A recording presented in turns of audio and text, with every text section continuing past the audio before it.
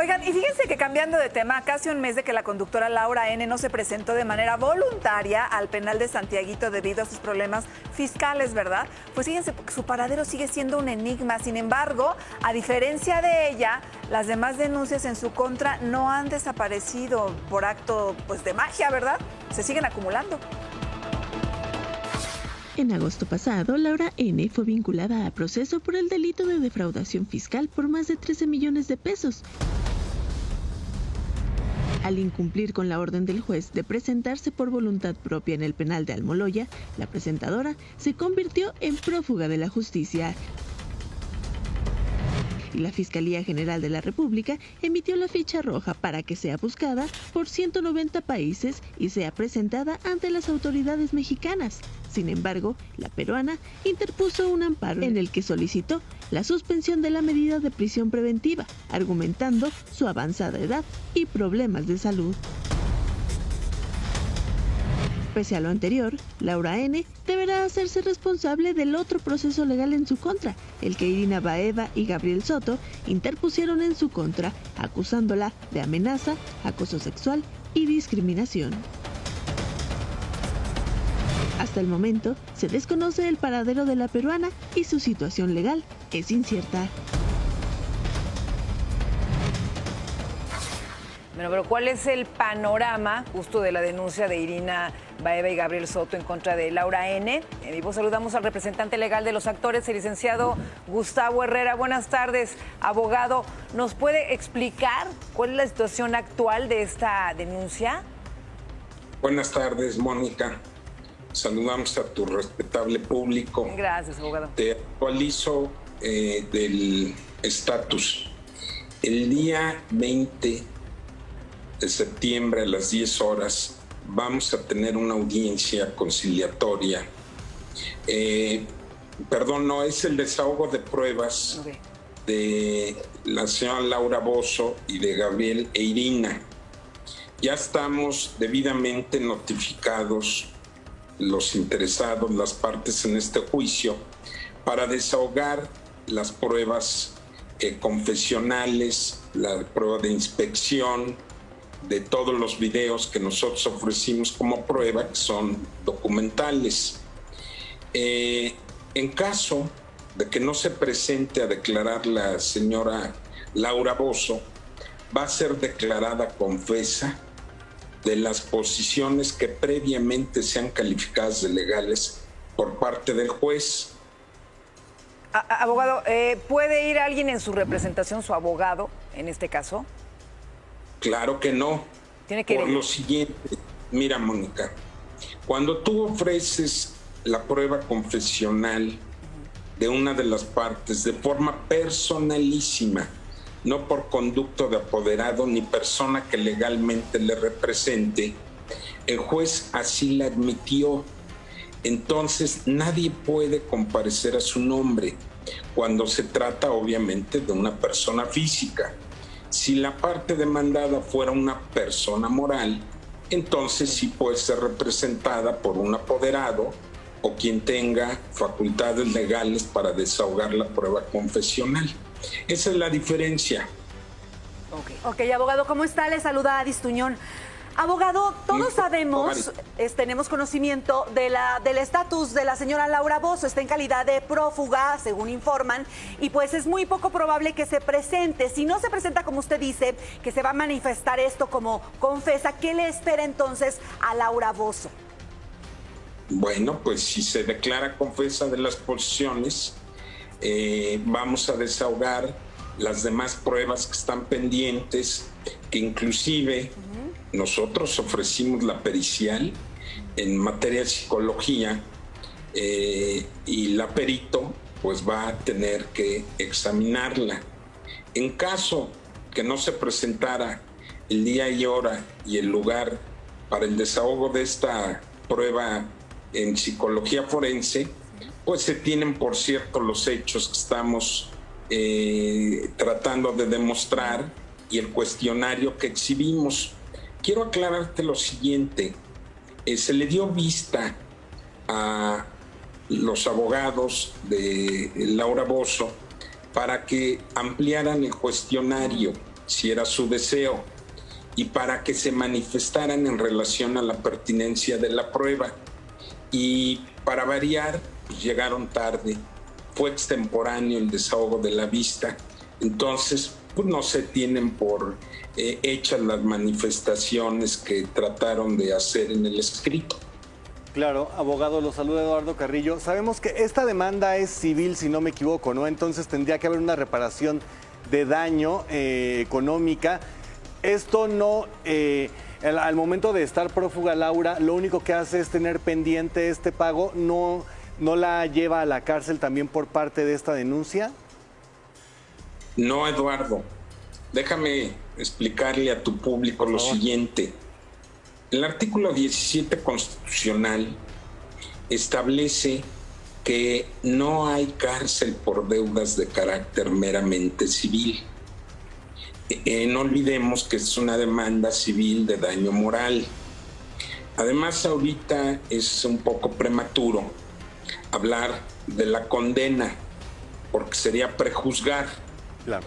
En el momento en que se dicte la sentencia definitiva, apelen las partes o la parte que se considere agraviada, todavía tiene el recurso de amparo para hacer valer conceptos de violación si considera que los puntos resolutivos y los considerandos de la sentencia de apelación le causan algún perjuicio, pues está pendiente todavía de ventilarse el juicio de amparo.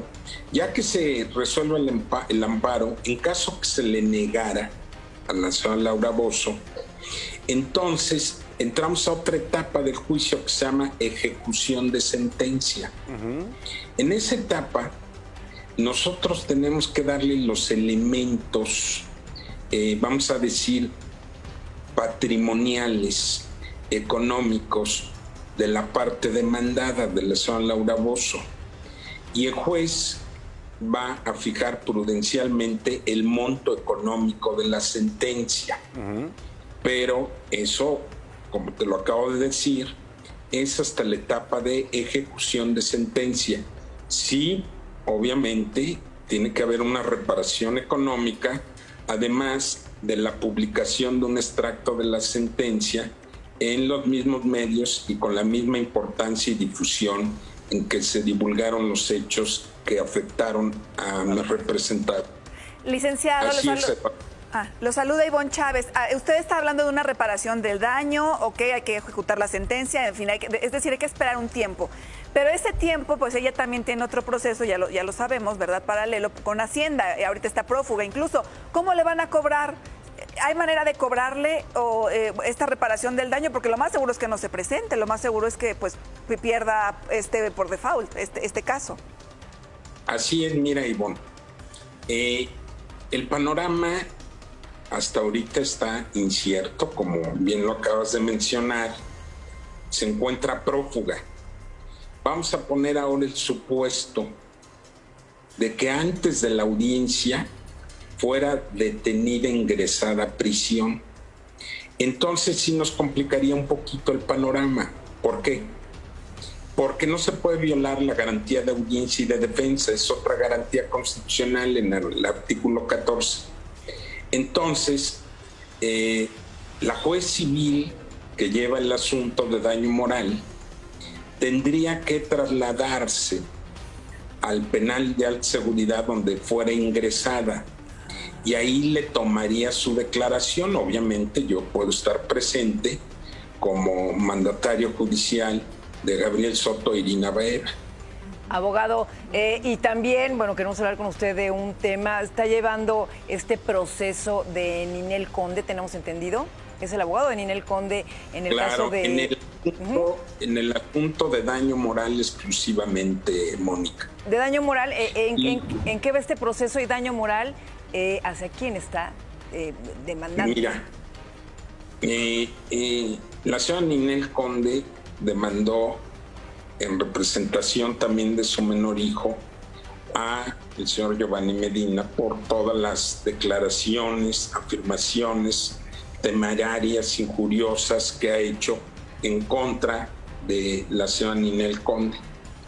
Él fue notificado la demanda, fue emplazado a juicio, contestó la demanda, hizo valer excepciones y defensas, que, por cierto, ahorita nos está corriendo el término de 3 días para desahogarlas. El día martes 21 de septiembre, a las 10 horas, tenemos una audiencia conciliatoria, que no es obligación de las partes asistir, debo decirte. Anteriormente, si no asistías, te ponía una multa el juez, pero es requisito para continuar con el procedimiento asistir a esa audiencia de conciliación.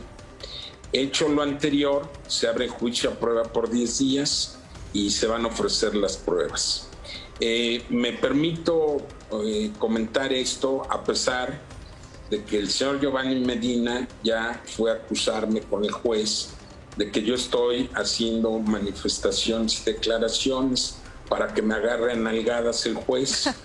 Él siempre ha tenido la oportunidad de ventilar en los medios lo que ha querido y hablar lo que se le ha antojado, y ahora está despechado porque yo simplemente hice pública la demanda, pero yo jamás me he tocado el nombre completo de su hijo.